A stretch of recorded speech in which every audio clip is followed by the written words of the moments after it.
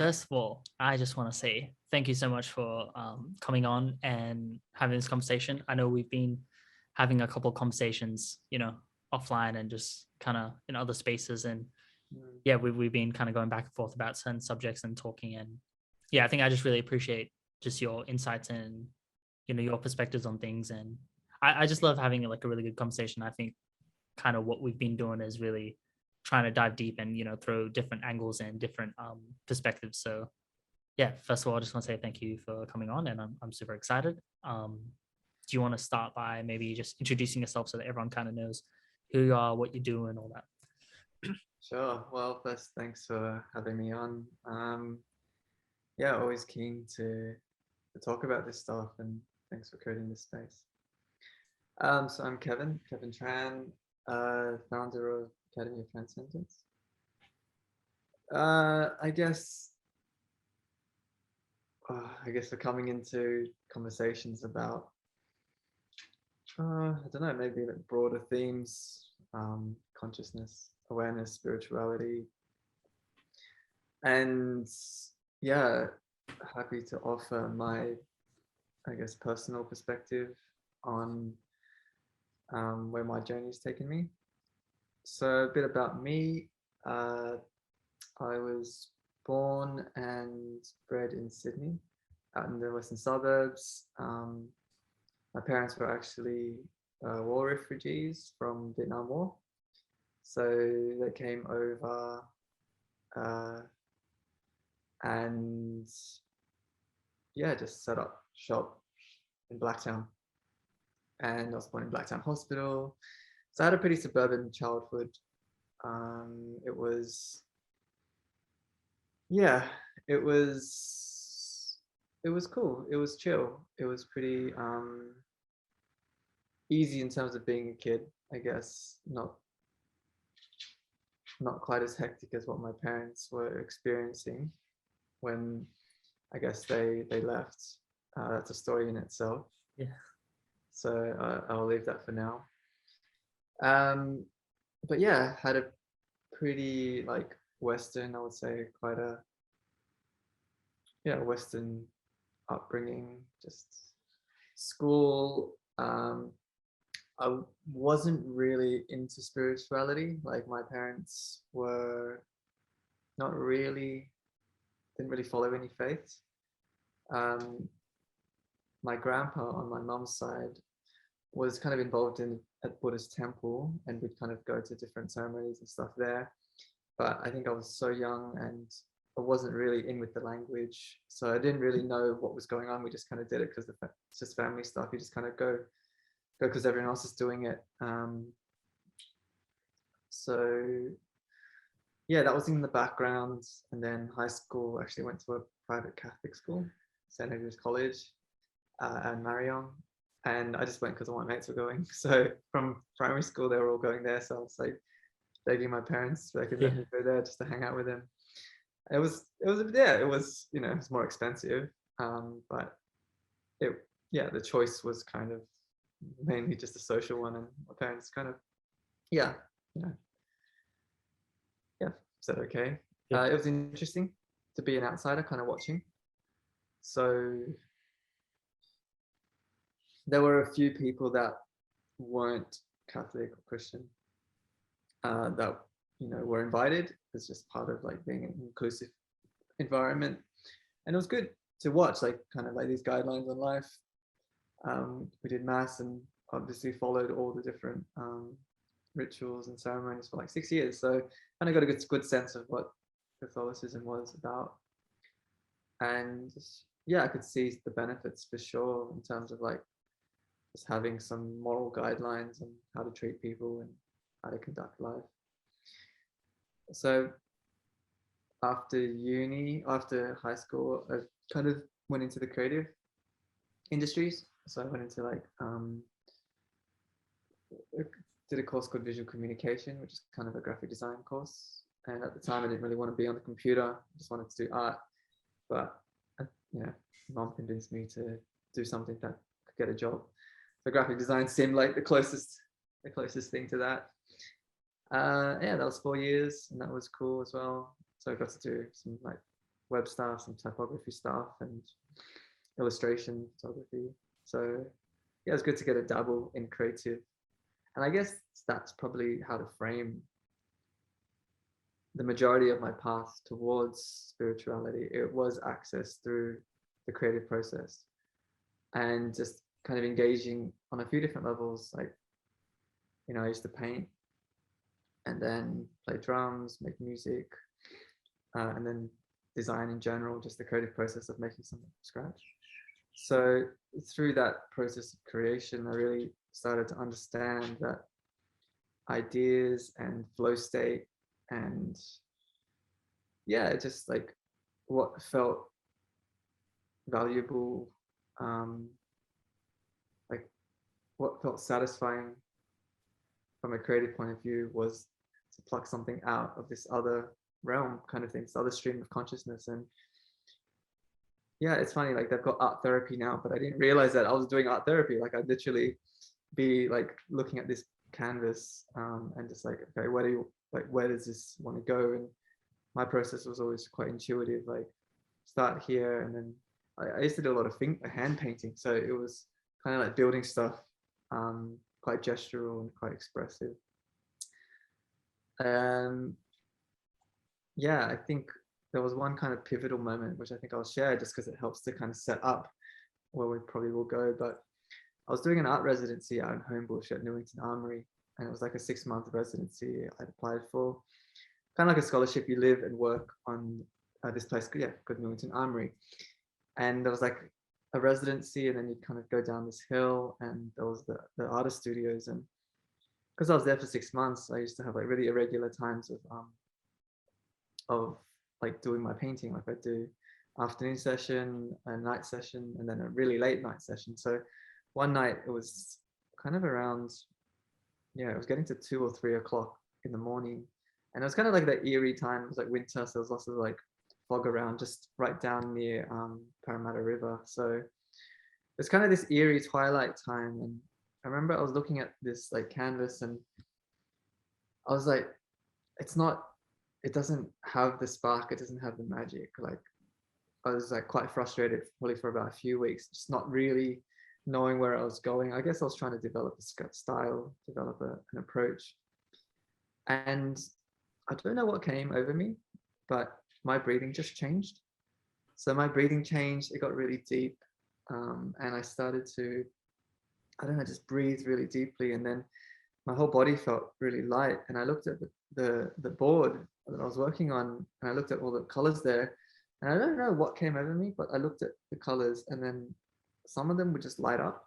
Some of them felt like I was just drawn to, like, you know, taking a swipe at some of them and working like that. And it was like this elevated state. It was weird because it was just this rush of energy running through my body. And the way I describe it, like back then I was pretty confused about what was going on, but I was just rolling with it. I was like, it felt like I was high, Yeah. but I felt like I was elevated above my body. So, you know, at the time I just felt all this energy, and I was just like, just following some type of guidance, some type of intuition, and just moving these things. And it was a very different approach to what I was doing, because I was a lot more prescriptive, a lot more detail, a lot more intentional, whereas this one was a lot looser, a lot more expressive. And I guess in that process of surrendering and letting go, I think I was able to get out of my own way, in terms of get out of my mind's way, and then kind of let this thing flow out. And I think, you know, I didn't know how long it lasted for. Hey, like 15 minutes, could have been half an hour, I have no idea. But then it did feel like I was floating above my body and just watching myself moving and just like making these gesture marks onto this board. And slowly I came back into my body, and I looked at it and I was like, man, like it felt raw. It felt like I just captured a part of this creative process that was really uninhibited, really kind of unconscious or subconscious. And I look back and I go, every piece I want to capture this type of like this essence of this like slice of, I would call spirit. Like it just had an energy of its own, and it was like moments of risk taking, moments of like boldness and expressiveness and rawness. And yeah, like I never understood what that was for a very long time. Like it was just a one-off random thing that happened. Were you Maybe like thinking about 5 or 6 years later. What was that? Were you thinking about it, or did you kind of like let it go for a while and then came back and started like questioning it like years later, or were you like, was it still kind of like in your mind for years to go on? I kind of just like, I was skeptical of what happened. I thought I made it up. Okay. But the next day I came back to the board and I looked at it and it still had that energy. It still had like, it captured that energy. So I was like, man, like, you know, that was my reference point for the rest of the pieces of work that I was going to do. But yeah, I probably, it happened again maybe 4 or 5 years later. And it just randomly came. I just got home from work and I just had this like surge of energy come through. And then I was like doing some painting and some ink stuff. And it was the same thing. And then my housemate walked in and then he looked at my face and he goes, your whole face is white. Like it's like the blood's gone out of your body or something like that. And I don't know, I just felt high. Like my breathe, the one thing I remember was my breathing. It was so deep. And I remember like there was just chills, like pins and needles going through my body. And just now I can actually like remember it, but it's just tingling above my head, up along the back of my head and back, you know, back of my spine. And, you know, the first time it happened, I was probably like 23, 24. The second time it happened, like, yeah, maybe even younger than that. So just around that time, I guess. So, okay, just to kind of bring it back, because I know that this is another topic in itself, potentially. But just this idea that creativity is this stream of consciousness that you can tap into as long as you surrender, as long as you let go of trying to control your expectations, or, you know, yeah, this is kind of this balance between, yes, I want to set an intention, so I'm going to be here and I'm going to be present in front of this, you know, painting or this, you know, instrument or this, you know, computer screen. So you put yourself in that place, but then there's this place of like letting go and allowing yourself to, like, I don't know, descend or slip into. I don't know why it always feels like you kind of slip into it. Yeah, maybe relax into it. So maybe there is like just this relaxing of it rather than intensifying. But then all of a sudden, then the kind of, it's like waves, the ebbs and flows just naturally kind of push you here and there and just give you suggestions. Yeah. And then you take the hint and you take the hint and you take the hint. And then these breadcrumbs will just kind of take you somewhere. And I guess I translated that into some of my design work. And then, you know, I guess I ended up doing more branding. And I think just having that looseness from the art practice allowed me to kind of say, okay, well, I'm going to start here and just let it go. Whereas, you know, I think for a lot of other professions, like, you know, craftsmen, it's like you have a technique or you have a kind of, you know, you have some type of routine or procedure that you go through. And I think just the ability to let go and kind of like guide this. So yeah, it was, yeah, that would be my first experience of flow state. Not first, but those would be my conscious experiences of flow state that were a little bit more kind of like memorable. Yeah. And I think I've always asked, like, where does that come from? Like, how do I get that? How do I access that energy, that stream of consciousness? And yeah, I think that was always in the back of my mind for a very long time. But that's a bit about me, and yeah, hopefully that sets up a little bit of context. Yeah, no, that's dope. That's dope. First of all, I love the way you describe that, because I think that's such an awesome way to describe the like creative process. I feel like everything you said in that, like, I feel that so much. In terms of, yeah, this is the way I like perceive creativity too. It's definitely just kind of like being in that wave state and just kind of like whatever comes to you, just kind of like, oh, like, let me try grab this and try like play with it, and just kind of, you just keep waiting for the next sort of thing to kind of like come into your mind or just receive, right? I think this receptivity is so important. What was that? Receptivity. Yeah, it's definitely a receptive thing rather than like looking out and trying the want or trying to create. It's just definitely letting go and just kind of, when something comes to you, to be able to like throw it back out. And I feel like I always talk about, I think we can kind of bring it here and we'll try to go back to certain subjects, but like with the masculine and feminine, right? I feel like that's that's how I see that creative process as well, is just kind of the receptiveness. Like for me, like the way again I view the masculine and feminine energy is one is receptive and one is like the giving or the outward, right? And it's like that can be shown through like the penis and the vagina, right? It's just like one is outward and one is receiving. So for me, it's like it's not about the physicality of it, but it's about the energy of receiving and giving. And it's like the same with the breath is right. There's one going in and then one going out. And one is giving, one is receiving. And yeah, I think I love the idea of like the creative process is like the receiving end, and then as you're creating, it's kind of you're allowing whatever that comes within you to like create, and then hopefully that end piece or whatever it happens is the outward givingness which someone else will receive by like looking at it, and then they can kind of continue that process. But yeah, I know I just love that sort of idea, and I'm gonna tie it in a little interestingly, right? So because before we hopped on the call, like we were talking about how we were talking offline and stuff, and we were talking about science as like one of the interesting like subjects that we've been going back and forth with. Yeah. And I think in this time right now, it's just like trust the science. Like that statement is just so it's just a lot, right? Like it's a lot. And I think a lot of people are gonna have their thoughts and opinions on it. And I think it's interesting to really start to understand and be like, what is the science? What are we trusting? Like what is trust, and what is trusting the science, you know? But I'm gonna explain like a little bit of like my concept of what science is, and then I'd love for you to explain your thought process about like what science is, right?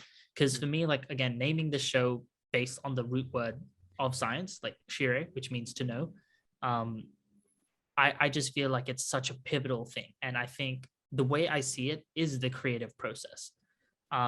What I mean by that is the way I see science is the this like drive to like learn more and expand our consciousness. Like once you're like knowing is this awareness of like now you know that this is there. Now you have more freedom and more fun to play with all these different ideas and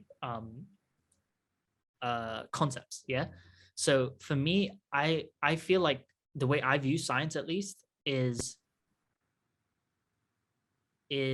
receiving that information and playing with that curiosity. Like I'll just be sitting there and I'll be thinking about certain ideas or subjects or whatever, and then using that curiosity to kind of like look into things and try to understand things. And I feel like in that way, I see it as a creative process of like just learning more about the world and life, and just kind of getting that sort of insight of whatever's coming into my mind and receiving that information, and then looking into these subjects and being like, oh, like I'm just trying to extrapolate this and try to create a form out of this, and see if someone else can like build upon that, like which is what, you know, like everything everything in the world right now is like what has been in someone's mind, right? Like all of these things around us is just thoughts in our mind, and it's that curiosity or that receiving end, and then us thinking about it and being like, how can we create this, what can we do, and just kind of figuring it out. And then now that there's a manifestation of it, that's like for me what science is the ability to receive that information and then create in this world to understand more about this world. And I think when we look at certain subjects now in this world, whether it's you or me, it's like we understand that thing or that person to the best that we understand ourselves. And I feel like that's my drive with this whole idea of science, right? It's the quest to know more. It's the quest to know yourself. I really feel like it's all about like know thyself. And I think learning about all these other things is it's kind of like you're learning about these things, but it's in turn like you're knowing about yourself. And I'll end on this. I feel like the way I don't like science, so that's kind of like how I view science right now. It's that I feel like it's creative. But the way I feel like science has been portrayed and given and being pushed throughout like, you know, this like mainstream or just in school and all this like base level view is it's basically like boxing things in certain places and saying that these things aren't connected, but we're going to dive so deep into this one little thing and we just keep getting narrow into this one little like lane. And I feel like that is based on this fundamental idea that most scientists, I guess, will believe is just like everything is just particles. And they always talk about everything being particles, right? And I swear to God, some of them sound crazy because they just create like virtual particles here and there. Like they're just like, we don't understand why this happens, but I think there's virtual particles. And it's like everything's a particle. And I think there's a nuance in that statement of particles, right? So particles are like things that are separate from each other. Like this is a particle here and this is a particle. And I think that is why we're missing the basis of like everything is unified and everything is unity and everything is already all one. We're just viewing it in identifications of like, this is this subject, this is that subject, this is that item, this is that item, this is like you're that person and I'm this person and we're separate. These particles are separate. But I believe if we just come at it from a different perspective, which we'll dive into later, I just feel like the more knowing we have and the more understanding it's of like, for me, what I believe is like real science, like just the quest of knowing, we're going to start to realize that everything isn't particles that are separate from each other and subjects that are separate from each other. And yeah, I'll leave it there because otherwise I'll fucking go on forever. But that's my view on science, and I would love to hear your views, and even if you have anything to say to that. Cool. Yeah, so nice for you to like put an interpretation on that word. I think it's funny because like people have different definitions of that word, and yeah, let's start with going to the way that we were taught about science. Primary school, high school, whatever it is, you get a science textbook, and in some ways, you know, that's like the Bible to someone's religion or something. Like science can be seen as a religion. Definitely. And what's interesting to think about with religion is this idea of blind faith. So the way I learn about science, like everyone else, you have a curriculum, like year 7, year 8. It's like just this one thing that's blanketed around the whole, you know, nation, around the whole, I don't know, like, you know, you got to ask who decides what subjects go in there. But I guess my first touch with science was like, this is how things work. And it's like, this is how a solar panel can connect to this motor. And then this light comes down and changes it into this type of, you know, electrical current or whatever. I love science. I loved geeking out on like, you know, mechano sets and then building something that just like did this kind of transfer of like kinetic energy into like whatever heat energy into like whatever, like, you know, just moving through different states of energy. So it was always fascinating because the kind of the idea of curiosity and discovery, particularly for someone that's just like, you know, seeing a chemical reaction and seeing something like blow up, or you know, it's pretty cool because it's, I don't know, it feels alive, it feels reactive, it feels it's pretty mesmerizing at that age. Then I guess, you know, you obviously, part of science is also like where things came from. You know, there's obviously a bunch of different strands of science, but then you start to kind of go into these, I guess they felt quite prescribed. It's like, oh, the way the universe was created was a Big Bang, full stop.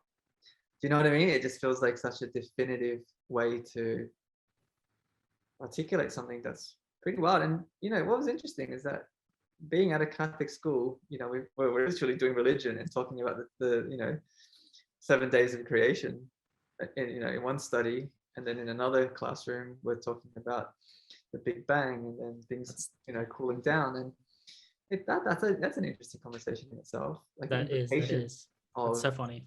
evolutions or like new discoveries in science, and how that the repercussions of that on like very established institutions, culturally and religiously. Let's not talk about that. I think so. Yeah, my first touch, I think, just going back to the point, was this idea of here's a scientific experiment, you know, and even just getting taught about the format. Have a hypothesis, then have a procedure, and then come into a conclusion. You know, there was this process of deduction or elimination or discovery, and also like making sure that your variables were correct, so that, you know, it was, I don't know what they call it, blind, double blind, you know, just to make sure that it's legit and that you're Yeah. not, it's a random kind of a result. So sure, we got taught the process, and usually it would lead us to a conclusion that was already made. You know, it's like, oh, well, what happens if you do this? And then you're like, okay, well, yeah, that's something that's consistent with what's in the textbooks. I think when you talked about science, I think, and this is it, if we grow up in an education system which says this is the science, which is a really, you know, easy translation into trust the science. Yeah. We were told as kids to trust the science. So it's not surprising that the generation that we are in, and on the news and the media now, Still saying that. where they're still saying it. They're saying trust the people that know better than you, trust the textbooks, trust the, you know, the papers and the kind of formality of this institution. But, you know, if you're a scientist, your job is to change the science, evolve the science, to push the science. So as a scientist, like, I don't think a scientist would ever say to another scientist, trust the science. It's just like, that's not what we do. Yeah. We're trying to find new ways of doing things. We're trying to, like, you know, prove that the world is flat and round and maybe back to flat again. So yeah, it's this idea of, you know, how the mainstream, well, I think it's indoctrination from a young age of what our definition of science is, and science was always spoon-fed to us.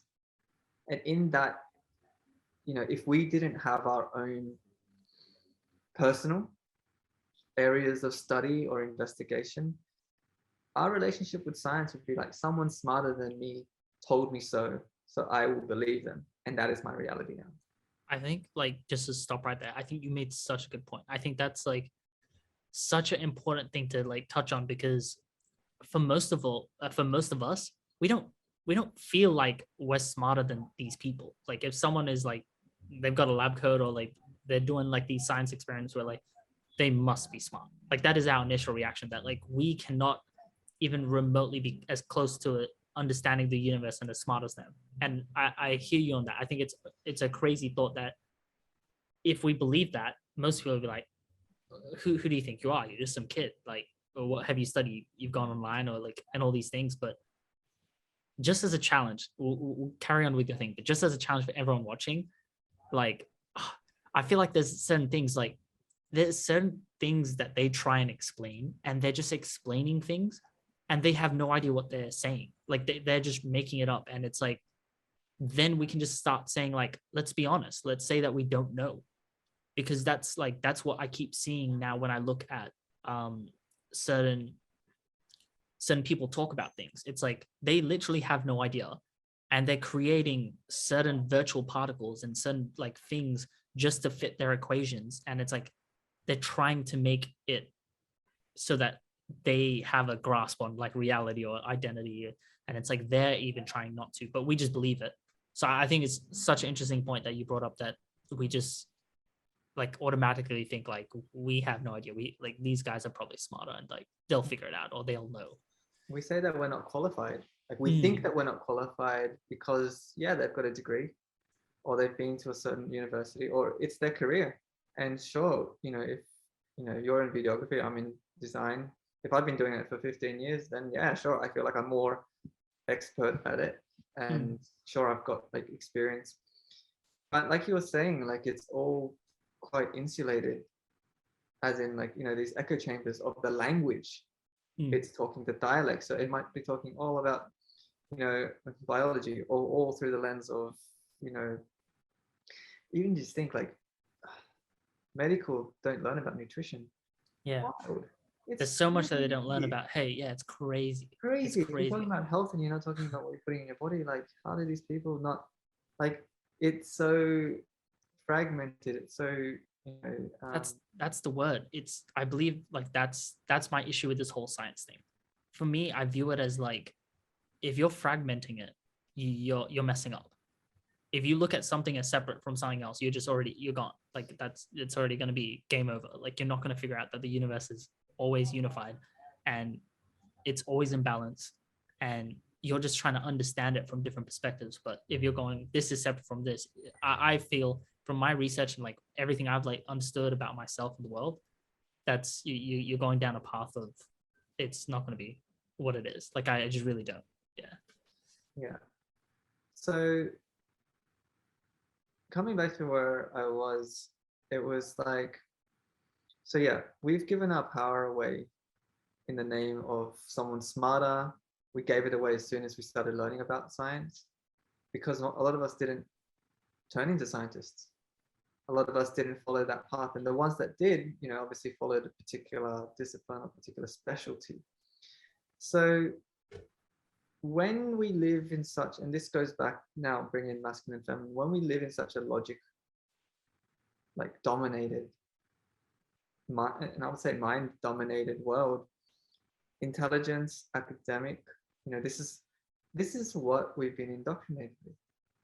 These people are smarter, they've done a research, they're going to give us the answers, or they've come to this conclusion, they've come to this theory, they've come to this framework, this structure, whatever it is. It could be through linguistics, could be through, you know, the arts, geography, maths, like any of the subjects really.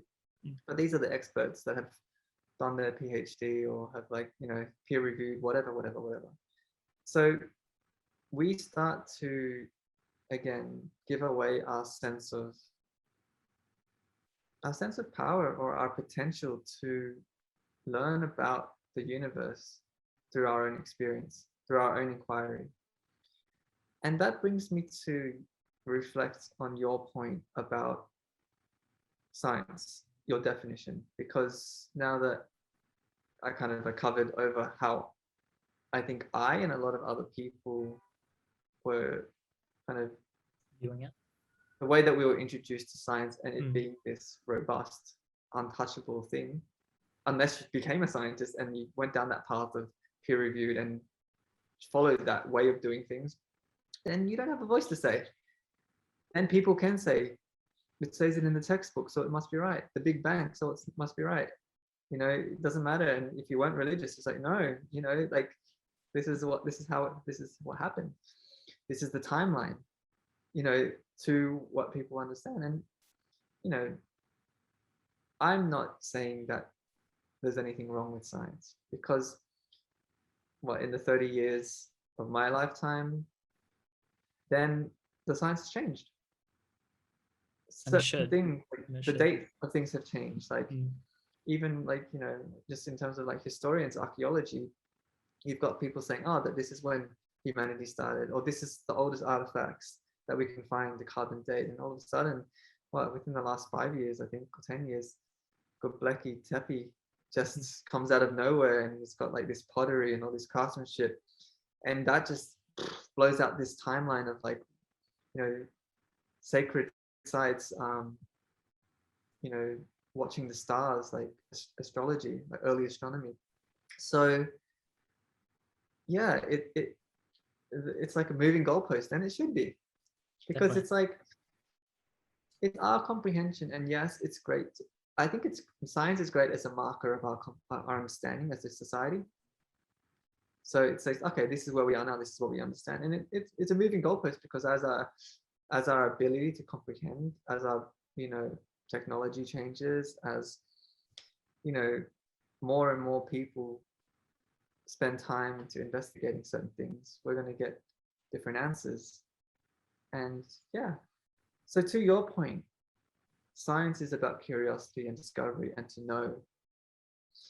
And what came through for me when you said that was science is a dialogue with the community, with the universe. Science is a dialogue with the universe. You ask, what if something's different? You kind of like throw this question out into the void and you're like, what comes back? And you might get an anomaly, like the double slit experiment. You know what I mean? So everyone's expectations, you know, and all of a sudden you've got a curveball and that just changes the game. So I do feel like actually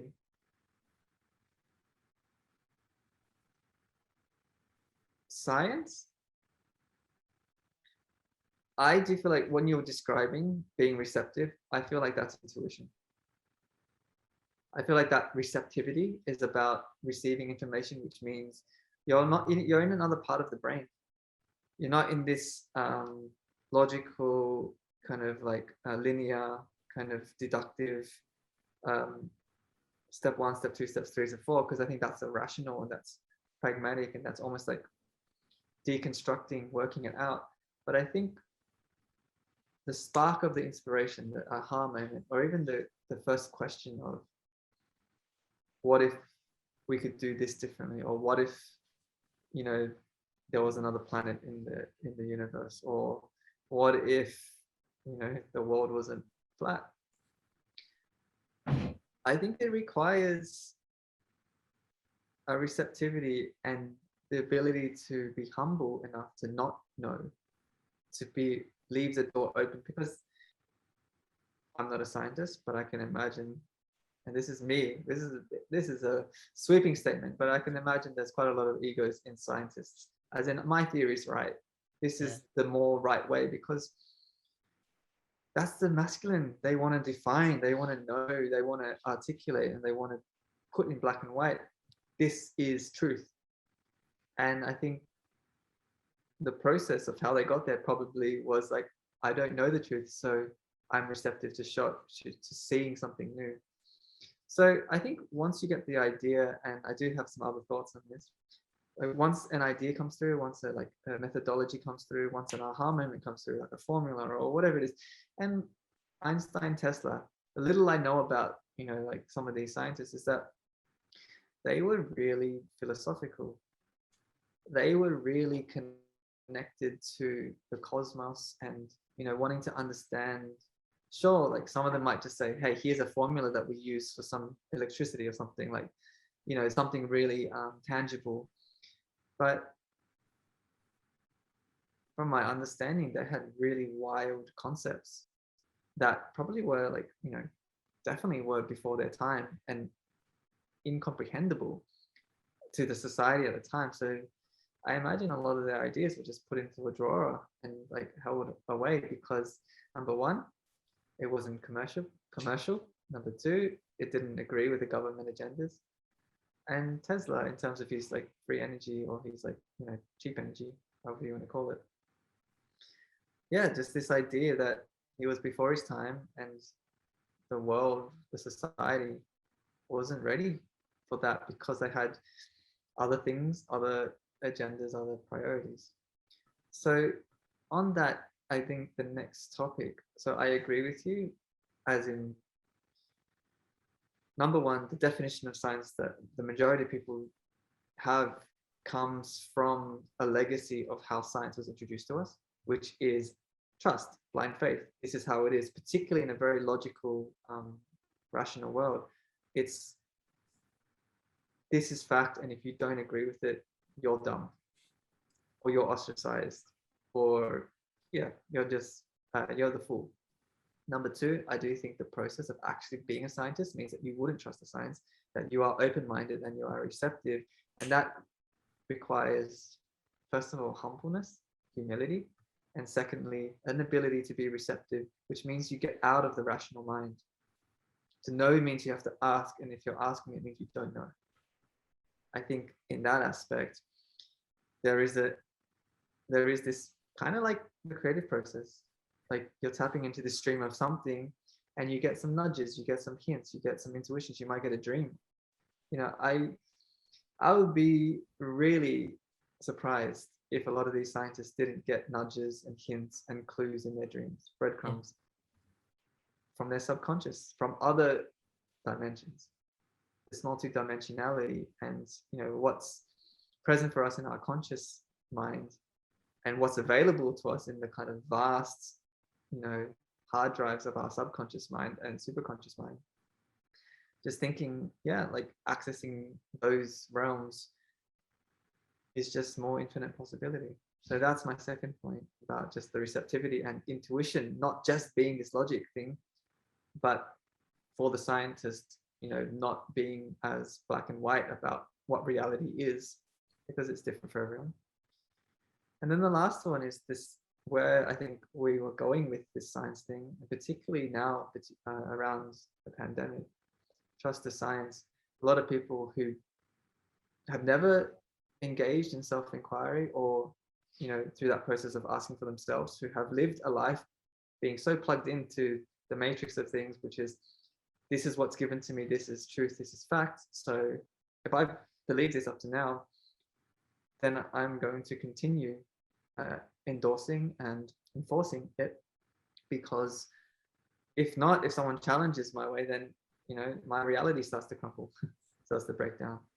So this idea of science, particularly how it's been played out with pandemic and let's say the different remedies to the pandemic,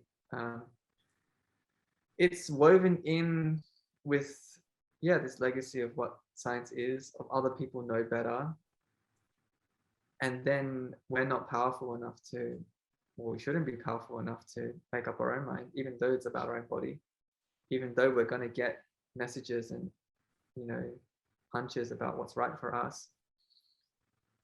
But then when we're talking about the media, talking about science, Don Lemon, oh my God, he had a thing. It's an American guy. Basically, I think we should find the clip and put it here, and then we'll edit that. Yeah, we'll do that. And then come back to it. So that clip basically just shows you what I think a lot of people that have been following this narrative of science is fact, science is outside of me, and you'd be a fool not to just believe what the majority, or not even what certain scientists are saying. Yeah. Because there are other scientists that are disputing it, but they're the ones that are getting, you know, defamed. They're the ones that are like being forced to resign.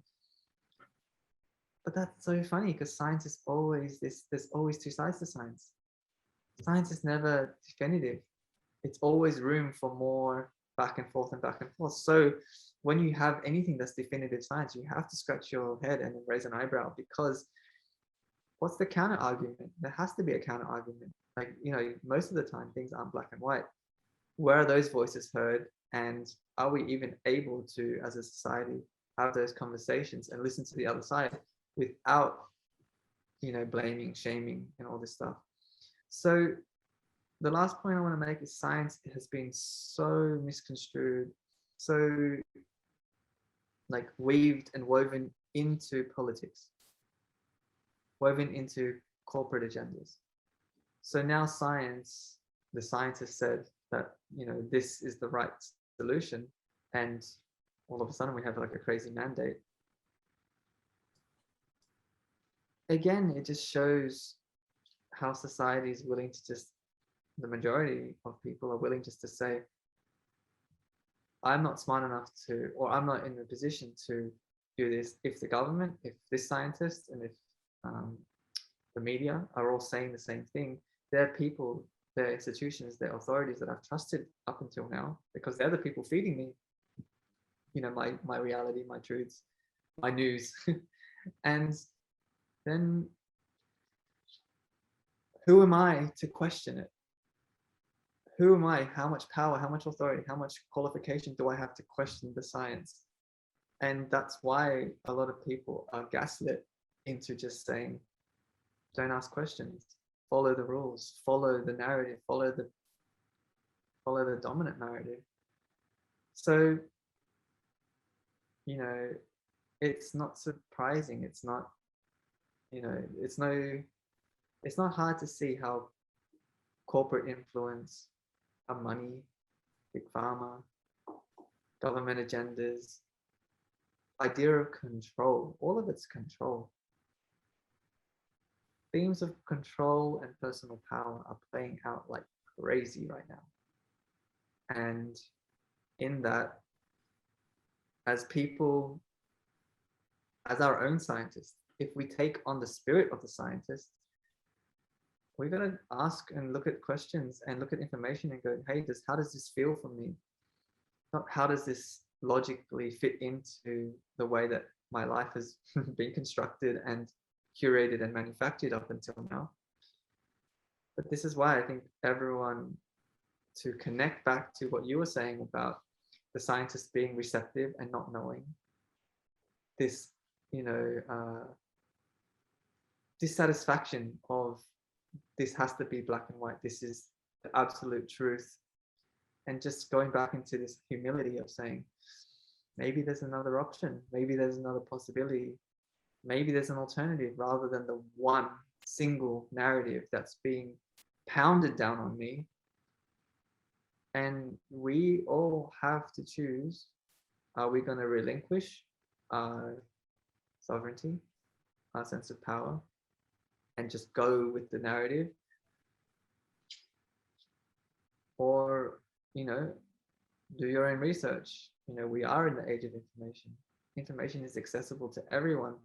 Yes, there's censorship, but there is a lot of stuff out there. And I think the world is so different now, because the only way we used to get information before was from a newspaper, from a media outlet, TV, and they were all owned by the same people. So one version of reality, one version of the truth, one version of news. YouTube, very disruptive in terms of giving everyone the opportunity to have a voice. And other platforms, Yeah, the whole internet. YouTube is getting censorship. Yeah. So we're very lucky to be living in this time of free thought, free expression, in terms of the digital realm, just opening up so many doors for communication, expression, and like dialogue. But yeah, I think those are that's how I see this situation. I agree with you about the essence and the spirit of a scientist being this dialogue with the universe, and also this humility to discover things that are different to what is already here. However, I think what we're up against in terms of this attitude and approach and perspective is the legacy of how we were educated, the education systems, plus I guess just this like habitual behavior of giving away our power to authorities, people that we think are smarter than us, and not really having a society that, you know, values, definitely doesn't celebrate intuition. If anything, it mocks intuition. And if this receptivity is how we get those brilliant, like, new ideas that change things like exponentially, then I think it is this, you know, opening up this, you know, rediscovering the respect for, yeah, metaphysics, magic, things that aren't seen, things that are intangible, and intuition being an intelligence that, yeah, I think it's a, you know, back to my creative process, back to my story, like that intuition and that intelligence and that guidance system. Yeah, for me, it's been, you know, that's where the magic's at for me. Yeah, no, I definitely hear you. I think there's so many great points there, like legit so many. I really love the way you interpreted like what I said as a dialogue with like the universe, because I really do feel that. I feel like we're in constant conversation with ourselves, aka the universe, and that's what I feel is happening. I'm going to try to break down a couple of the segments that you just talked about, because there's a lot of good points, and I think we'll start by The first thing, which is, it is proven that science over time is always changing. Like, it never gets stuck anywhere. It's never like, this is final, this is it. So it's just like, over time, we learn more and things change. So for anyone to ever be like, this is it, it's just ridiculous. Like, you're kidding yourself. You're holding on to a idea just to hold on for the sake of it. It's like, it always has to change. That's what we've always known. That's what has always happened. So that's where I see where you're coming from on the scientist side, where they're like, this is health, this is how you do things, this is what it is. And for me, I just don't class those people as scientists, because what you said, it's like, that's not science. Like, science is, you question and you learn and you grow and you start to know more, and it's just about knowing more. And tying that back with truth, the way I feel like truth, like most people, like, is there a truth, is there not? I feel like there's just deeper layers of truth and things that are completely not true. So what I mean by that is, like, I have 5 fingers, right? If I said I have 6 fingers right now, that's like not true. In an alternate universe, yeah, we can say that, right? But like, based on where we are right now, it's like, that has no, it's not that, right? But what we can say, like the example I used, just because I'm a dancer, right? So as a dancer, it's like with popping, right? Like with popping, people can look at it and be like, oh, that's their muscles tensing, and that's what that dance is. And it's like, that is true, but there's other aspects and there's other true things with it, right? It's not just popping, it's not just the muscles tensing, it's groove, right? It's like listening to the music, it's feeling, it's all these things, and that is layered truth. And I think that's kind of the way we have to look at things, is where we're learning something that's true, but that's not totality, right? It's like, we hear sound, right? Sound is happening. There's something that we're hearing, whatever you want to call it. These words we can mix and match, and like, we're going to say different things, but there is some sort of thing that we're hearing, and it's like, that is true. But there's more true topics or sentences or statements, sorry, with each aspect as we like look into it. And I feel like that's the way I view like this whole idea of truth is, as a scientist, like, I believe if you think something is true and this is it and that's it, like, that's ridiculous, because what you said, there's multi dimensions to this universe. So it's like, how can you say this is it forever? It's like, there is going to be another layer, and you can just keep adding on with the idea of right now, like in terms of the science, right? People like trust the people like that have said this, and like, these people know more. The reason for me, at least, why I believe it's completely ridiculous is, people talk about how you can't get information off the internet, and that's not facts, right? It, for me, I run a film business, right? If someone came up to me today, like, I don't know if you would ever say like, do you think I run a professional film business? It's like, yes, like, I'm making money off it. That's what professional is. Like, you're making money off it. You run a business and people are paying for it, right? I have not gone to any school to learn anything. I literally went outside. I started practicing. I watched YouTube videos and I learned and I practiced. And I used my science curiosity brain to ask more questions and figure out more things, and grew into a better understanding of this art. And for me, it's just like, if you're saying I can't learn things off the internet, then my whole career is a lie. Like, to me, that's insanity. And growing up, again, it's just like, you have to go to uni and that's how you make money. That I didn't go to uni. I'm making money. Like, to me, it's insane. Like, everything that people have said, there was another way. People said you can only make money by going to work. Just yesterday, just today, people have made thousands of Shiba, like the cryptocurrency. It's like, your thinking is locked in rather than the truth being locked in. And your belief is locked in rather than the truth being locked in. And I feel like that, to me, is why like this idea of science is completely ridiculous. Like, from us growing up, like what you said, there's this science textbook and this is the equation and this is what this is. It's like, if we stick to that belief, then yeah, we're locked into a certain paradigm of living. But again, as every scientist knows, something breaks that whole model every single time. It has always happened and it will continue to happen. So to stick onto a certain idea is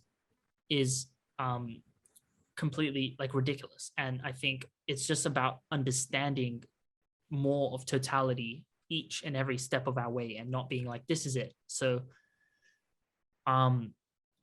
with tying it back to like the double slit experiment, I really want to explain this because to me, this is where it blew my mind, right? I've had to do a lot of relearning in terms of what I understand about the world in terms of, yeah, just science. Like, I'll say science, but again, science is like everything for me. But in terms of the double slit experiment, so that experiment is literally based on our idea of what light is in the first place. So it's kind of like if we don't have that correct, then this experiment is gonna not be what it truly is. So for me, it's like the same way that the world is like everything is just little particles. It's like, and everything's separate. It's like if we're making that assumption that that's our basis of where we're doing all these little experiments, we're probably not going to be correct because the universe is unified. It is whole. I'll explain this and then I'll try to jump back to the double slit. Yeah. So the electromagnetic spectrum, right? Like I've said this before, but it's just like, it's just really, really important. Once we understand this, it's just, it's just going to change everything. But the electromagnetic spectrum, there's different like waves, right? Like different frequencies where it's like at certain frequency it's microwaves. Next frequency it's like the first one is radio waves, then it's like microwaves, then it's like visible light, then it's x-rays, and then gamma rays, right? And if we just look at just the two of visible light and radio waves, so we know radio waves is sound, right? And that's like the first thing to in the spectrum, it's sound. Would you classify sound and colors differently? Like most people would. They'd be like, that's a sound, that's a color. These things are separate. But according to the spectrum, it's on the same thing. It's the same thing. It's electricity and magnetism. It's the same thing. It's just different frequencies, right? Ice and gas. Or ice and... Exactly. And that we'll get to that. The water being the same thing, but we're just like, oh, this is ice and this is gas, it's water, and it's separate. That's the best example.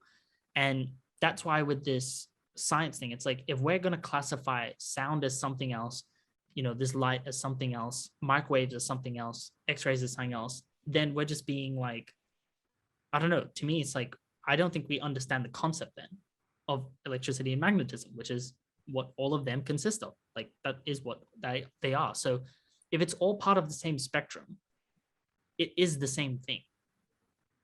And for us to classify things as different is where I think we go wrong. So I'll explain this, and I'll give like links down below to like people who have explained this like so much better and where I've learned this, because I feel like this is such amazing information that is changed my world. And with the double slit experiment, right? So first of all, it's the idea of what light is. If we don't have that right idea, it's we're gonna be in a different path, right? So they talk about how light is, it's either a wave or a particle. Yeah, like a, is it a particle? They say specifically, yeah, it's a wave or a particle. That's the word that they use. The first thing is there's no such thing as something being a wave. It's what something does. Like a wave isn't a thing, it's what something does, right? Behavior. Yeah. So it's like light cannot be a wave. Like that sentence will just, it just cannot make sense. It is what something does. So that's why already we're calling something what it does rather than what it is. It's like a ocean, right? The oceans, they are waving. If I got rid of the ocean, is there even such thing as a wave? There isn't. It's what something does. My hand is waving. It's what something does rather than what something is. Because it's a wave of what? My hand is waving. I can challenge that. Go. The particle is a noun, right? And the wave is a verb. The universe is living. From my understanding, everything's energy. So the nature of everything is a verb. it is in action, and it collapses down into a particle, which creates it, which makes it a noun. So which one comes first? Is it the particle that moves in a wave motion? Or is it the wave of just energy, of rippling, like moving motion, that we start to slow down and say, oh, that's a rock, you know, in its kind of physical sense. So yeah, I think what you're saying is correct. Let me tell you, like what you said is absolutely correct. But then like, would you say that's the water in the ocean, or would you say that's a wave?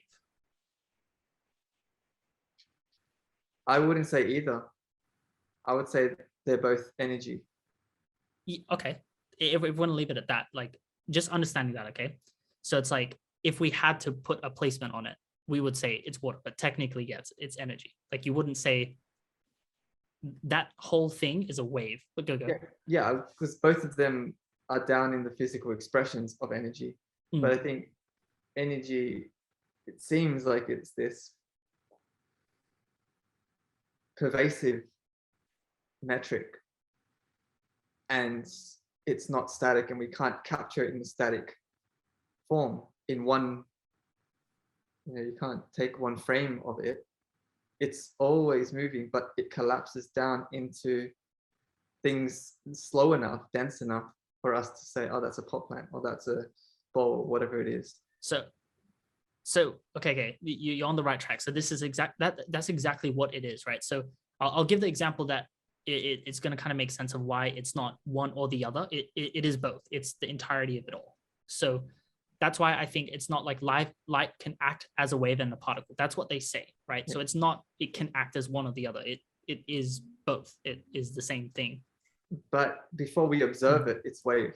So what's interesting is that before our consciousness touches it, it doesn't act as a particle, which is what I always found interesting about the double slit experiment, because before we interpret and understand it through the lens of science and quantum, or like atom, subatomic, before we can give it a unit and a metric, it's just a waveform. So I know that it becomes two, but the second one needs the addition of our consciousness and our observer on top of it. So once untouched as energy and a waveform, and once one has been, I would say, corrupted with our consciousness, then it becomes a particle or a photon or whatever you want to call it. So I was, I'm curious to see what you think, but that was my understanding of double slit, that the original, the if you're going back to the purest source of what something is before our consciousness touches it and changes it into whatever. So for me, I've looked up the double slit experiment like years ago. So like I kind of get a base of what they believe as well, and I've like looked into it. So I'll explain this, and then I'll tie it back to it's the specific words, right? It like when it says it is a wave, it can't be a wave. It's like something is waving, and that's why it gets a bit tricky. So I'll explain, like, just think of water. Water, I think, is the most like perfect example, right?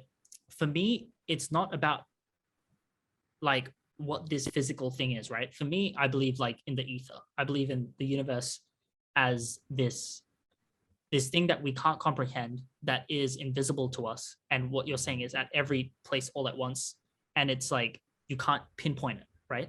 It is at any moment, at every place. And again, that's very inconceivable for people, but that's kind of what we are basing it off right now.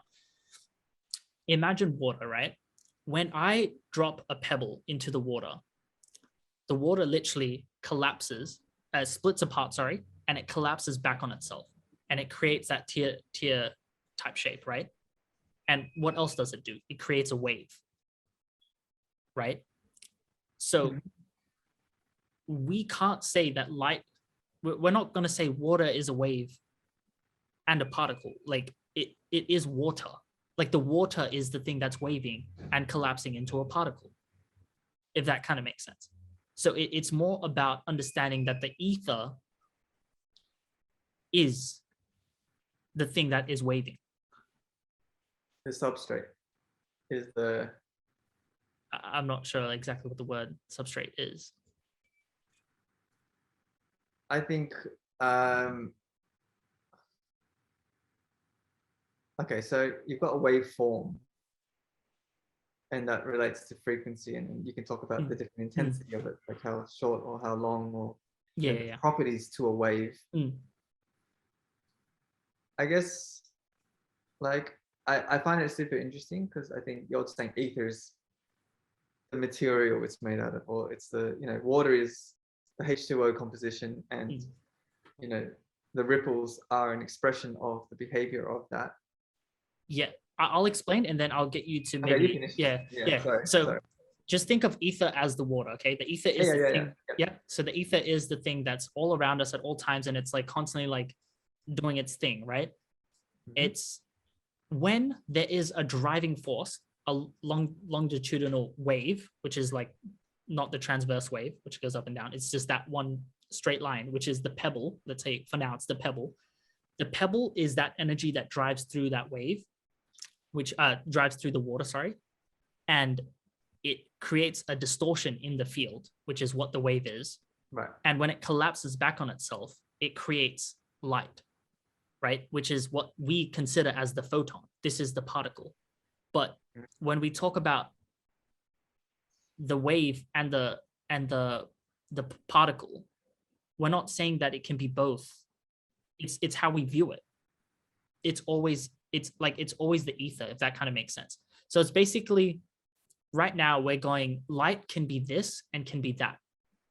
But we wouldn't say water can be wave, because that doesn't even sound right when you say it. Water can be wave, or water can be particle. It's just water. Water can act in that place or that place based on how we're seeing it, but it is water. It's not, water isn't the wave. The wave is what the water does. And I think it's a small little distinction, but for me it changes a lot, because again, if we start thinking of everything as particles, which what you're saying is absolutely correct. Our consciousness collapses the field based on just the way we're built. It collapses the field that it holds a hard light, a shape. Right. But it is a wave at the same time, right? It is a wave, even though we're not seeing it as a wave. But it's not that it is a wave. It is that the ether is waving, or the light is waving, rather than it is a wave. I know that sounds a bit like weird, but I just feel like I learned it, and it's such a distinct point, because it just changes our idea of what really light is. Instead of being like it is a photon or this little particle, which again, like it's not, again, I'll sound crazy for it, but no, there's no such thing as a photon. Like, we're just creating that. It's collapsing the field, and we're going, that's the photon. But it's like, we wouldn't call the little particle in the water, be like, that's a photon water. It's like, it's just water. It is ether. And that's why, to me, it's just like, when we talk about everything is unified, right? The universe is all connected. If we start going, if we literally walked up to the water and that was the universe, and we go, that's particle, that's wave, that's this, that's that, we would be a bit crazy, instead of being like, that's all water, but that's different distortions of how water acts, if that kind of makes sense. And for me, that it's just such an interesting thing. And like, when I learned about it, I was like, it's really starting to change how, again, we identify things and separate things and be like, this is this and this is that, instead of understanding. That's what the mind wants to do. That's what the mind does. It identifies, it labels, it wants to comprehend things through classification. And I do feel like that's, I'm gonna flip the conversation. Oh, good. Okay.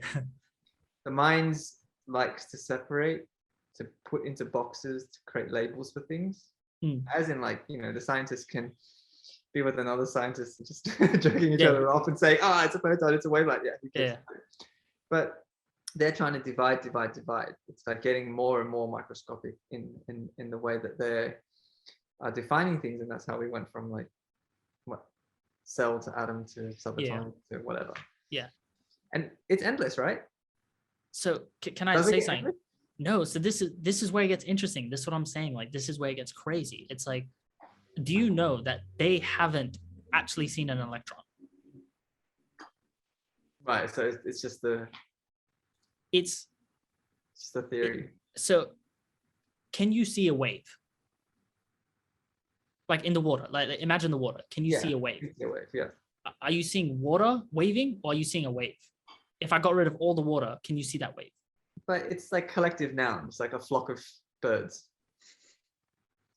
A grouping of water together, you could call as a wave, as a collective noun. Yeah, I hear what you're saying.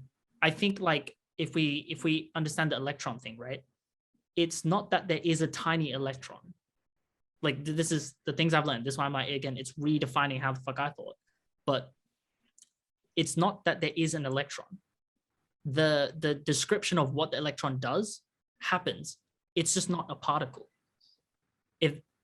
If you kind of understand that, it's like when it's like it's the way someone explained it, and I think it's brilliant, is it's correct descriptions, but the wrong explanation.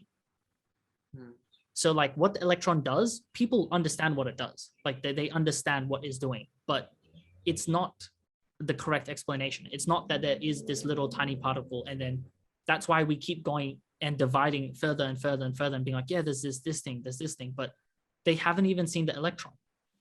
Yeah, they don't know how to. But then there's a behavior happening. Yes, but you see, this is where it gets really interesting, though, right? I don't know. For me, I find it interesting. If we just say what you said, like the behavior is correct, but if we go, yeah, it's a particle, and this particle is separate from this particle, then we're already being incorrect in what we're saying because it's not even a particle and it's not disconnected from something else. It is interconnected with everything. Yeah. So here's a question. You know how like we're talking about scientists, we'll go with other scientists and get into this one, a really minute detail. Is that what we're doing?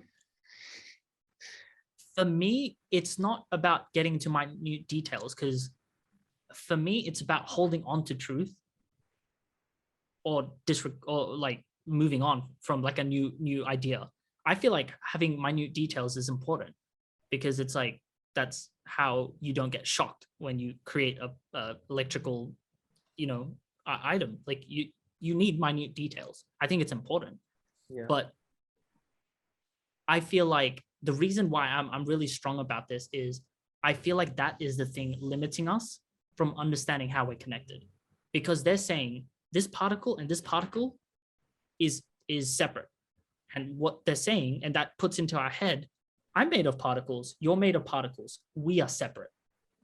And I believe that's where they're tricking us. I really believe in this information warfare. That's where they're tricking us. That's where they're limiting our behavior and our understanding of how we're truly connected. Because we don't see the water as separate when it's all in the ocean and it's all distorting there differently, distorting there. It's all distortions in this one field. And it's the field, which is the ether, which is what everything is. But they're trying to be like, this distortion is separate from this distortion. And this wave is different from this wave. But what's waving? The field where we're all connected. And I feel like that's the very unifying point. And I think that's why it's very important. For me, at least, I feel like it's very important. Otherwise, we feel like we're disconnected because you're this particle and I'm this particle. So my question to you, do you think that humanity would be unified if we knew this one fact? I don't think any fact would unify humanity, but I do believe, again, it's what science is. Like, if you understand more about yourself, you are able to connect more. It's just kind of like anything without conscious, like in our spirituality, right? If it's like, can meditation unify us all? Like, probably not, but it's a step into understanding more about who we are. And hopefully that in turn gives us more awareness of who we truly are and understand that we are all connected in some way, shape, or form. And I don't think these little things like are the defining moment, but these little things add up. So it's super interesting that we've like to know even science. I feel like they are playgrounds of the mind. they're comprehended, they're understood, investigated, inquiry, dialogue, communication, information. It's all processed through our cognition, the mind. I do feel like the purpose of the mind is to comprehend, to identify, to understand, and to separate, to make sense of things. And then we can, it's like, I would say, you've got information, then you've got knowledge. So someone that has a lot of information, that holds or remembers a lot of information. But then you've got wisdom, and wisdom is the embodiment or the experience of that knowledge. Experience of that information in action through life. You were talking about earlier unity,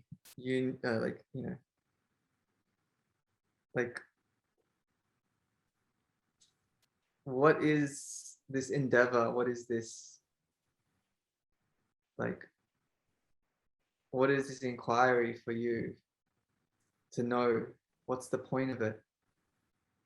What's the point? Is that a question? No. And I'm not going to assume anything. I'm just going to give you that broad question. Yeah, now awesome. Is honestly, I think that's a great question, because it's like, I honestly have this conversation a lot. It's like, if we're having a conversation and there's no point and you're just trying to say something for the sake of saying it, it's like, you got to check yourself and understand that, right? For me, that question is so important, because when we talk about Nikola Tesla, right, and how he brought free energy to the world, he understood something. If I could understand this and give you free energy, would I not want to understand this? That is my understanding. Is I genuinely believe, and it sounds insane, but it's like, by me understanding this, I am going to be able to do things like that, because our limit is based on the information that we have. And what they say about the limit is the speed of light is the speed of light. And for me, it's like, there's things like people have said, and this is like, it's just not really known, but it's like, the speed of light isn't it's not a speed, because again, when we think speed, right, we think one point to the other. This is how fast it's going. So we're saying that this thing goes from here to here, and it's separate from like the totality of everything. And understanding that the speed of light is the rate of induction, which essentially is how quickly the field collapses on itself, like the water collapsing and creating that point.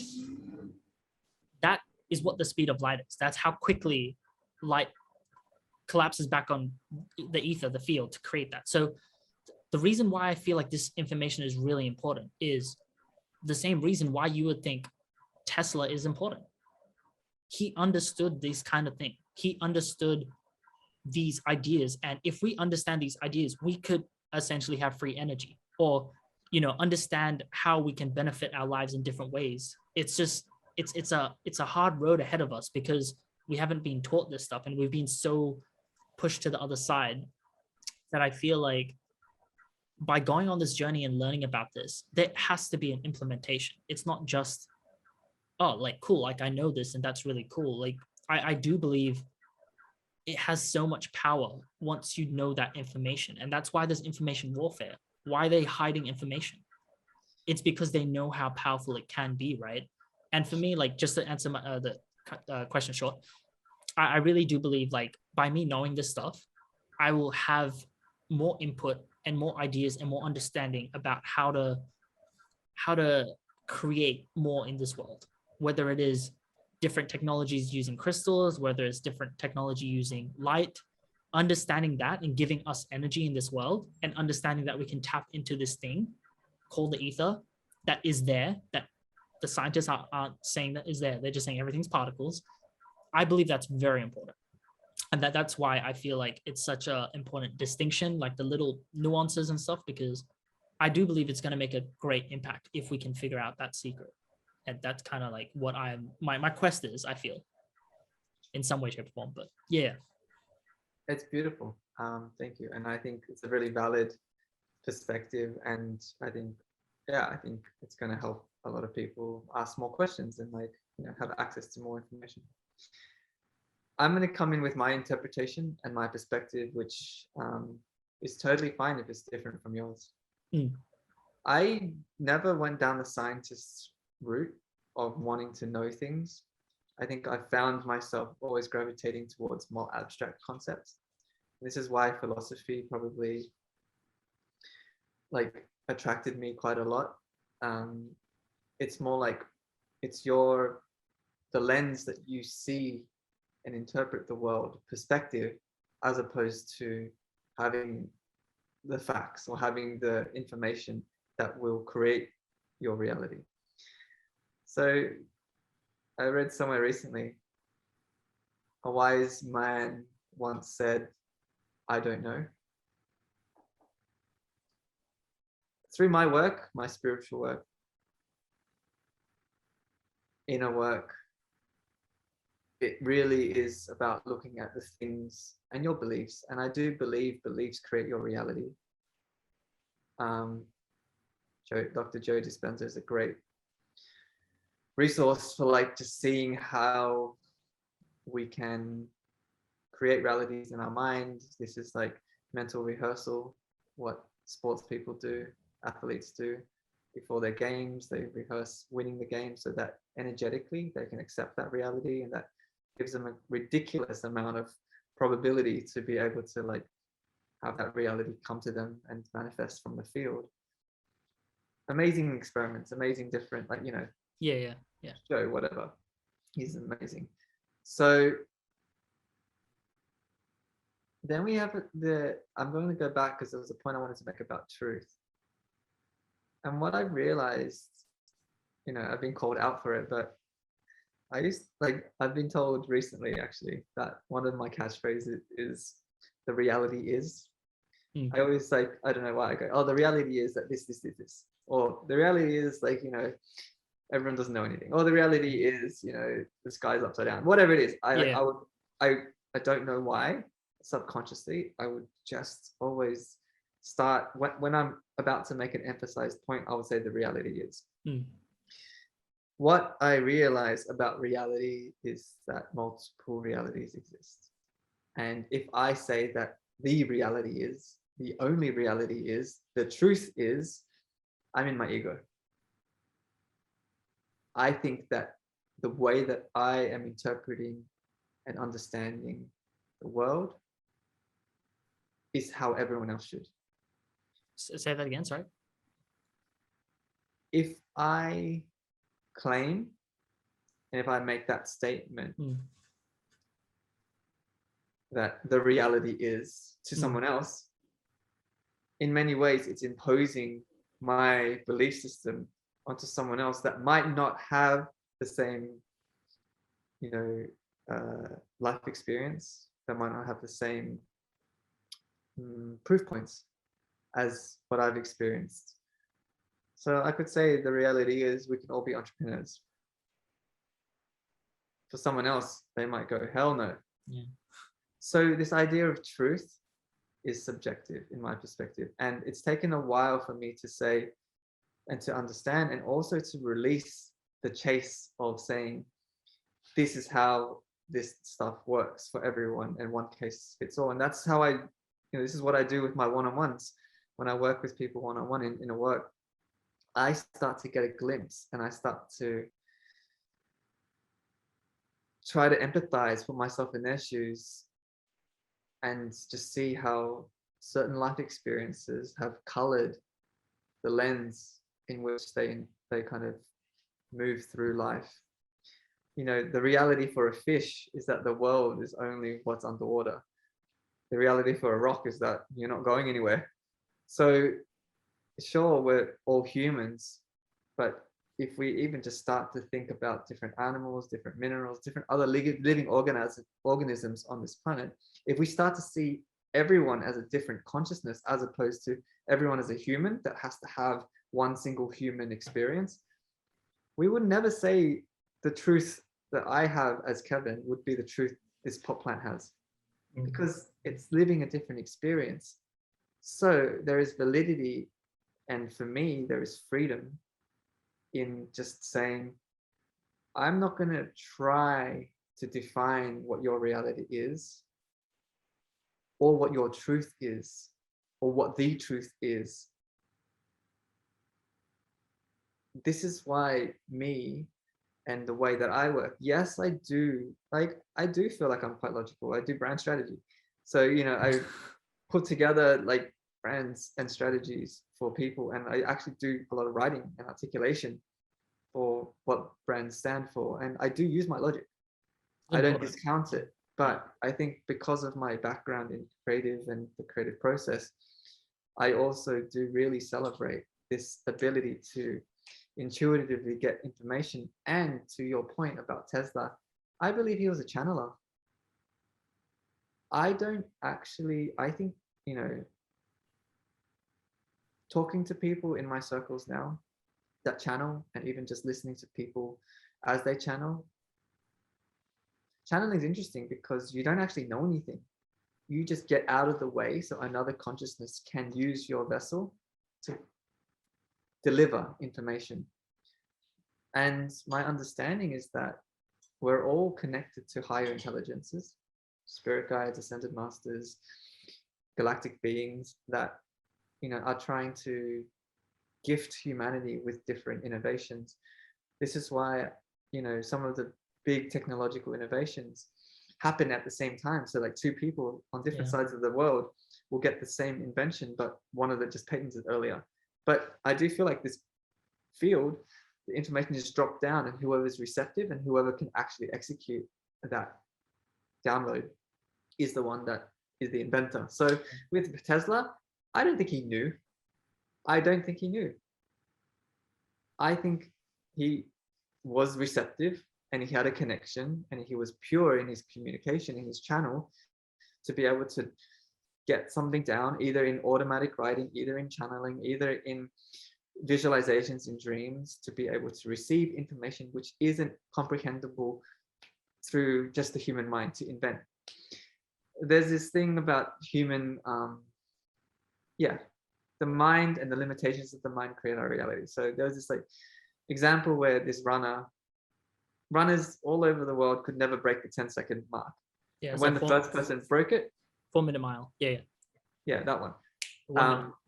When they break it, then everyone else started breaking it. It's because it became a possibility in their reality. Before that, everyone was like, nah, I can't break that. So I think for those moments of actually piercing through and creating something really new comes from, I don't know, this is my wild sweeping assumption or hypothesis. I'm not saying it's true. The way that I'm seeing a lot of this information, I follow a bunch of astrologers, and, they're saying that there's new planets that are getting discovered, and there's new, information. I follow channelers, and I think they're incredible sources of information because they're coming from like other dimensions and more evolved civilizations. And I think in that respect, I think there can be this like dialogue between where humanity is and what we can achieve in isolation through our own endeavors. And then when we open up to the field, we're opening up to infinite potentials, and also infinite support, help, guidance, tips, breadcrumbs. The Akashic field, people that access the Akashic field can access all information in all time and space, in the future and in the past. So, and this is my challenge, or this is my, this is where I detach from science being something that we create now, is because there's a different modalities which can open up channels where we can go 200 years in the future. And this is quantum. Past life regression lets you go backwards. And I follow people that like Dolores Cannon, quantum healing hypnosis technique, QHHT. And her clients just work with people that go back to different planets, different ages, and then we've got information that you can extract from another time period. So this is why my, not challenge, but my like philosophical question to use. This quest for knowing, it's not to say that I don't think we need information. I think information allows us to move forward. But this quest for information coming from ego, as in I want to, I need to, me as a singular person is going to have an invention or create something new or to kind of know something. Whereas through my spiritual path, it's just that the more that I remind myself that I don't know anything, it allows more things, more space. The less I define something, the more space I have for things to just flow in and flow out and to change and to adapt and to be in the present moment. Because as soon as you know something, you create an expectation of how that is. It's like the familiar past and the predictable future, this trajectory of locking yourself into something. But I think what I've come into and what I'm hoping to be more embodied in is, this is, okay, we'll get to the ascension. I think this is what 5D is. They say imagination is the vision of the fifth dimension. Fucking incredible. Imagination is the vision of the fifth dimension. So if you can imagine it in your mind, that's just how things manifest. I imagine a pink elephant and there's a pink elephant in the room. They say that in third dimension, things slow down. There's a lag of what you manifest, and then you have to speak it. You have to put your passion into it. Like, there's a theory of manifestation that you go through the different chakras. So divine insight, seeing it in your mind's eye, speaking it, bringing it into the frequency, embodying it in the heart, putting action into it, solar plexus, the desire and passion to get it through, and then grounding it through the root chakra into something material. So this spirit inspiration down into the physical, like manifesting potential. So in the 3D, things are slower. There's like a delay, a lag time for that inspiration to come through. But in the 5D, fifth dimension and above, things just instantly manifest. So we have to be really careful what we manifest with, because if we go, oh, giant spider, fuck, now I've got to deal with a giant spider. This is why I think in the third dimension is an incredible school for us to learn, because we can have a really unaware, unconscious relationship with the mind, insecurities, fears, trauma. If we brought all of that mindset into the fifth dimension, we would manifest that instantly and we'd have a pretty hellish time.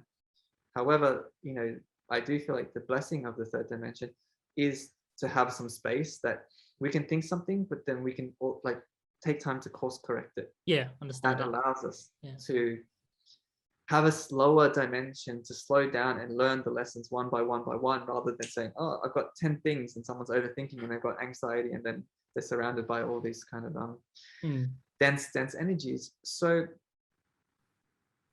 yeah, I visualization. Go. I'll just go back to my point and I'll let you respond.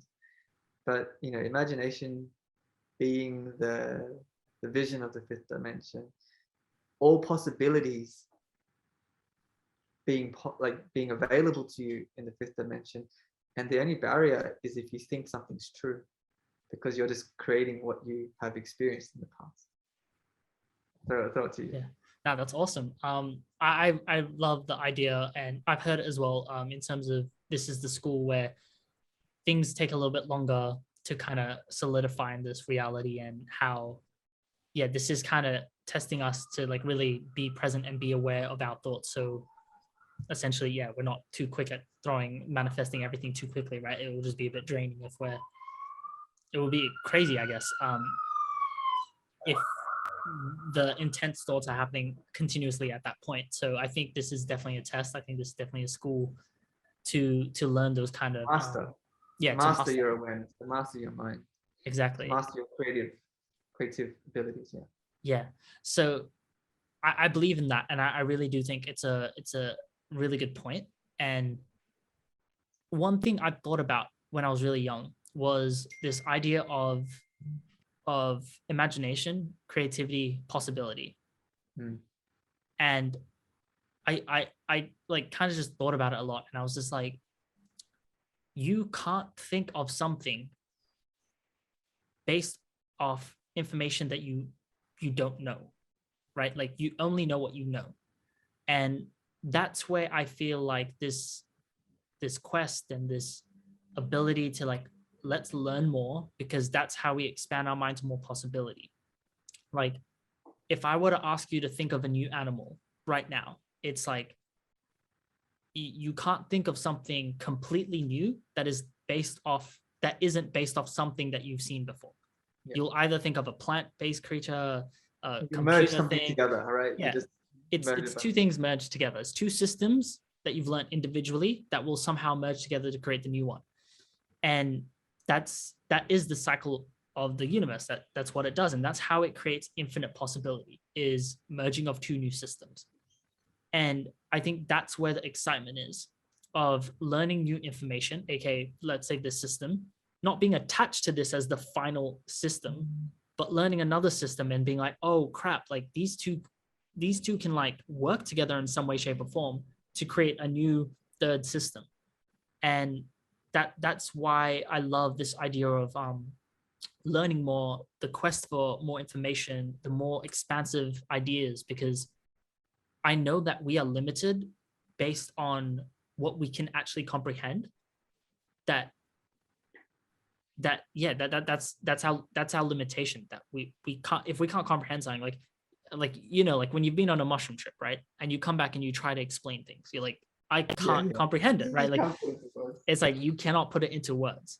And that sort of idea, like, it's just interesting to me, when it's like, what if you could explain a little portion of that, or like, oh, I actually do understand that, and it gives you more access to life now.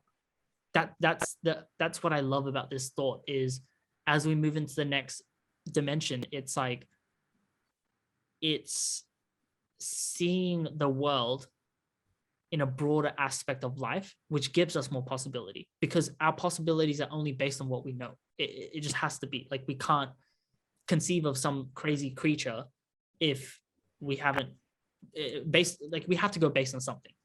And Can I? Sorry. yeah, go for it. So I feel like humanity, as we are now, it's not like we're forging new ground. I feel like there's other civilizations across the galaxy that have been at the place of evolutionary cycle that we're at, but have gone further and evolved into 5th, 6th, 7th, 8th, 26th dimension. So I do think the next level of communication is telepathy, and that is an energy transfer. That energy transference can be visual, verbal, felt, sensory, and through this is why we're coming into a paradigm shift. Everything, the way that we articulate, the way that we communicate, the way that we understand things, is done in a very 2D way. We learn things from a book. It's a 2D way in a 3D thing, and we're going 4D and 5D. So, the way that we're learning is changing. Like, even learning now in Zoom is interactive. It's in the now. It's also time and space. Like, it's not local. Yeah. So we're already changing the way that we are learning through new abilities, new technologies. I think they go hand in hand. But this is why, like, I don't have any qualms. I don't have any beef with learning more or seeking more. I think, you shouldn't just sit on the couch and be like, okay, I know everything. So I'm not a proponent of being lazy or being a lack of that. However, I think what's quite special about when we talk is that, like, I see all the beautiful gifts from the mind.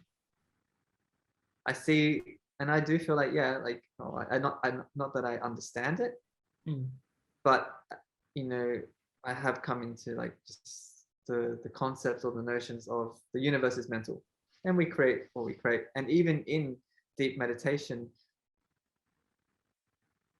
like, I'm not thinking about a particle. I'm not thinking about a wave.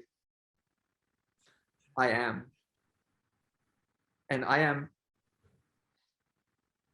Yeah. And there's no definition. There is nothing after that, because it is everything and nothing at the same time. Exactly. And in that I am statement, it's this awareness that you are, which creates not your body. You're not your body. You're not your thoughts. Because the thoughts are kind of things that are plagues from, your neural pathways. And then you've got this awareness of observing and just, like, yes, there is the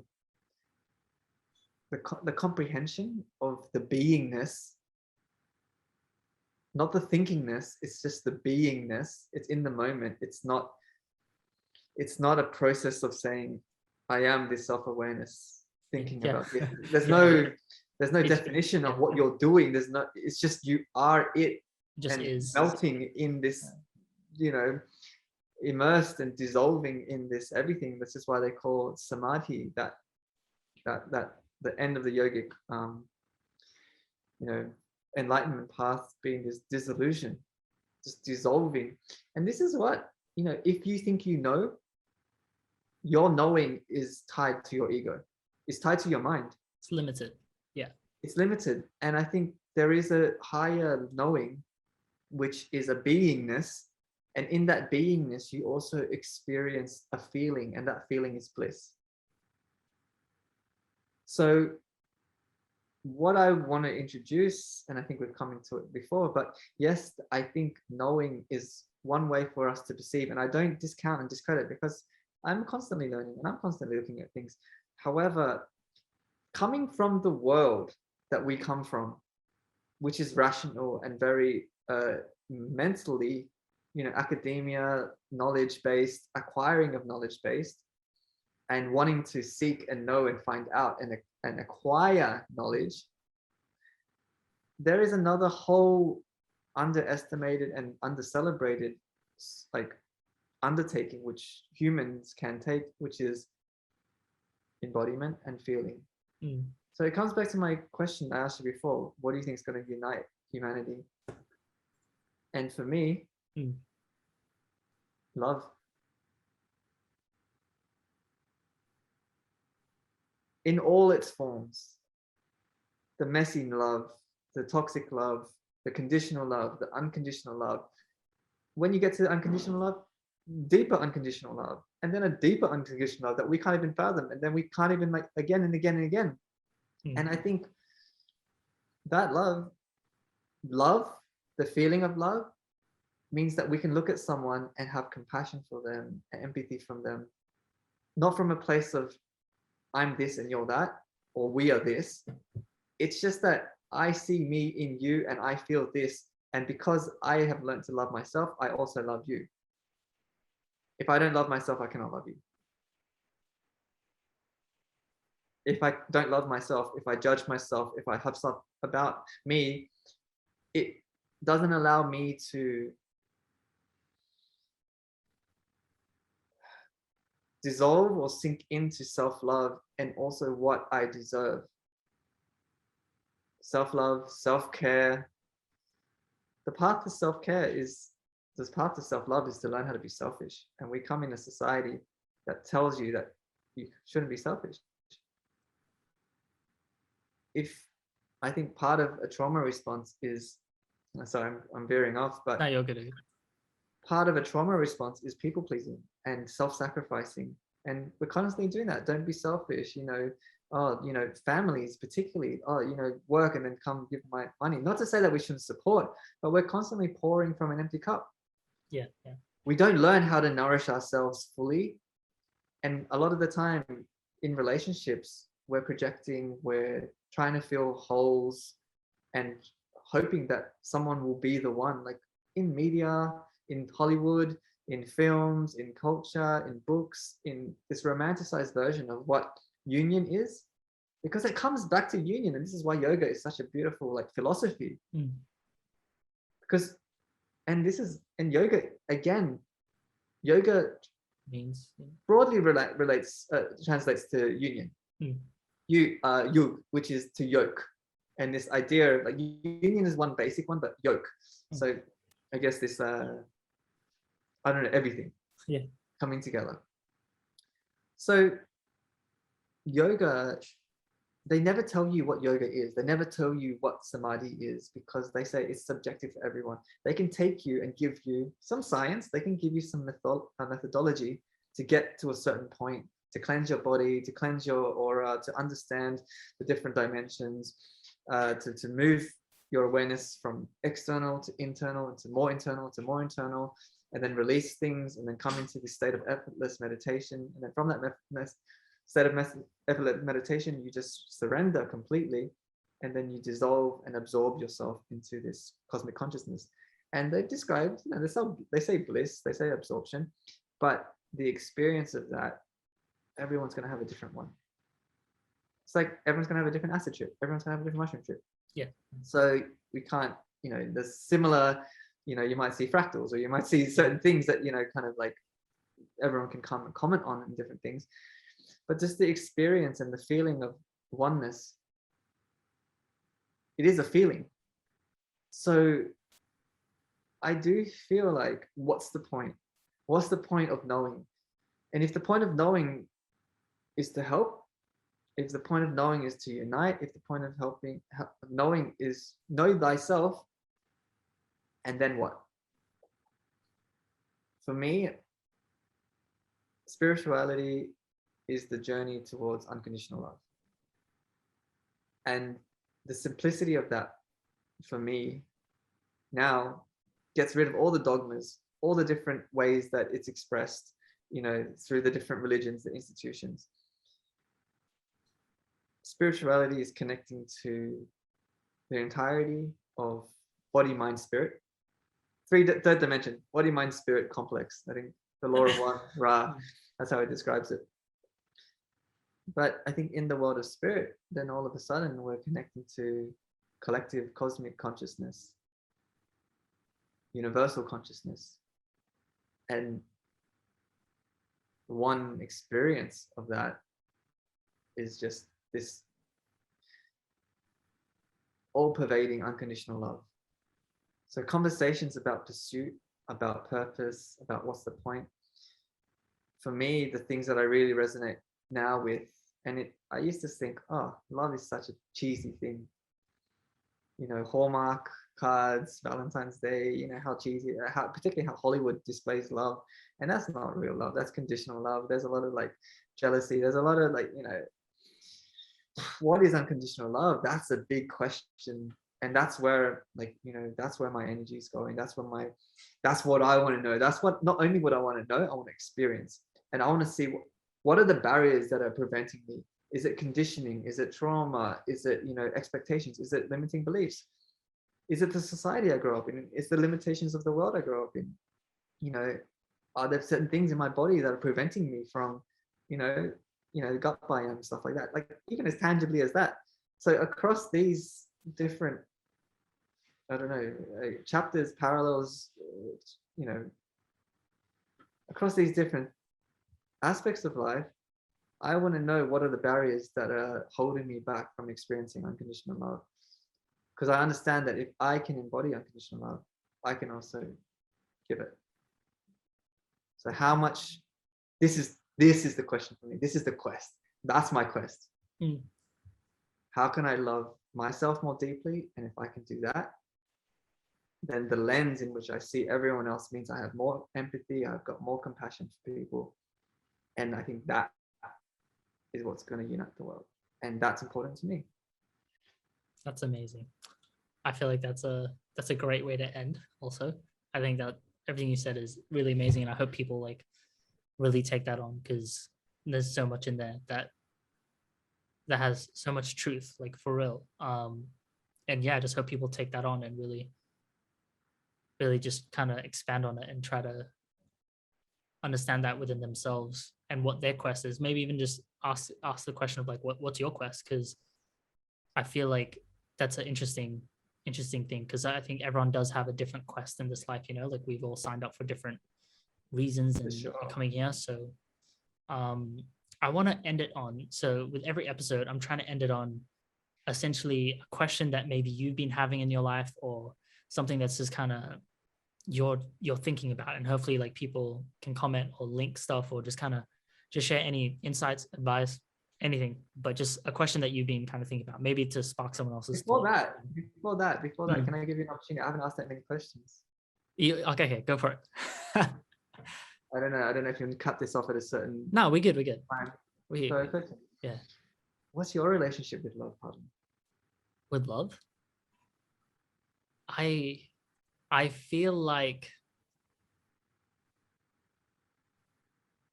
it's always there, It's just whether for me, love is rest. And it sounds weird. Mm. When we talk about the water and all the waves and all the distortions in that field, that's when things become separate. Things vibrating at a certain frequency. And it's like that frequency is that frequency is that. The totality of all of it is love. And if we come back to rest, which is the I am, where nothing else matters, like you're not thinking of that, the rest mode where it just is, and then there's no wave, there's no this, there's no that. Homeostasis is almost, yeah. Yeah, like perfect balance, yeah, all these words, right? For me, that's what love is. That's what I feel like the universe is, and it's at a state of rest. And I feel like we can tap into it anytime as long as we go into a place of rest. We either meditate or something, or like whatever it is. It's just even just being still in the present. It's the present moment. Any way you want to describe it, it's that singular like point. And that's what I believe is love. I believe it's that singular point where everything exists and everything is at rest, and you can tap into that at any time. That's what I feel love is. And we're always like, we don't have to do anything. Like when people talk about the present moment, like be in the present moment, like if the present moment is the only thing that exists, where do we have to go? We're already there. It's just whether you're aware of it or whether you want to tap and feel that and be with it. I think what you've given me is a different, like what's just come to me like a visual, just as an extension of your wave and water analogy. If we think about the sea, if our awareness is on the surface, at the waves, the choppiness, the rough waves, there's turbulence, there's turmoil, there's suffering, there's like all these things, yeah, distraction, there's instability, and there's chaos. So if we identify with what's happening, the activity at the top, the distortion of the waveform, whatever you want to call it, yeah, we have an individualized, localized experience. However, the deeper we drop down into the sea, the more that we see, even if you go just down a little bit, you can start seeing, oh, that's up there. That's the noise. I'm getting down, it's getting quieter, get a little deeper and deeper. And when you get to the seabed, there's nothing but this, then there's the om. There's just this white noise. And, you know, the stillness is at the base. So I love that you said, you know, this calm, this peace.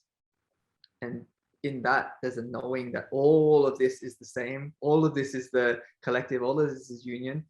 But it all exists at the same time. It just depends on where we place our awareness. Exactly. Because the wave and the chaos at the top exist at the same time as the peace at the bottom. It's just that where are we choosing to hold our awareness, to keep our focus, and you know, what are the implications of keeping it at the top? Also, what are the benefits of keeping it at the top? There is an experience to be had at the top. You know, we can be surfing, we can enjoy the waves. So, you know, there also is a disposition and attitude. It's not saying that the top is worse than the bottom, because I think that's it. We can't say one's better than the other. No, exactly. We're a little piece of water droplet that we could either be in someone's drink, we could be in a river, we could be anywhere in the world, we could be back at the ocean where everything, and yeah, exactly. Each one is a little experience, but at the end of the day, we're all water. We're all in this field that is unlimited. And again, I don't think we can comprehend it, but yeah, it's everything is just an experience. But yeah, I feel like going back to the calmness and that om, I feel like that is a very good analogy, even the way you said it, like going down to the bottom where it is the stillness, and it's still water. Everything's all the water, but it's just at that place of rest and that place of calmness or stillness, whatever these words, you know, it's all similar words, but yeah. Perfect. Love that. So you said asking about a question. So yeah, is there any question in your life that you've been interested in thinking about? Question.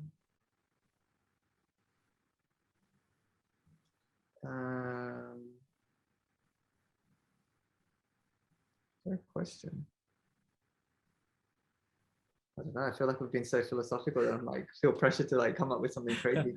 No, you I'm don't have to like, come. You for can literally me, just be my, like, my simple question is like, yeah. how do I eat better? Yeah, I'm like, perfect. how do Yeah. I, you know, stop getting allergic reactions? I'm like, What allergic reactions are you getting?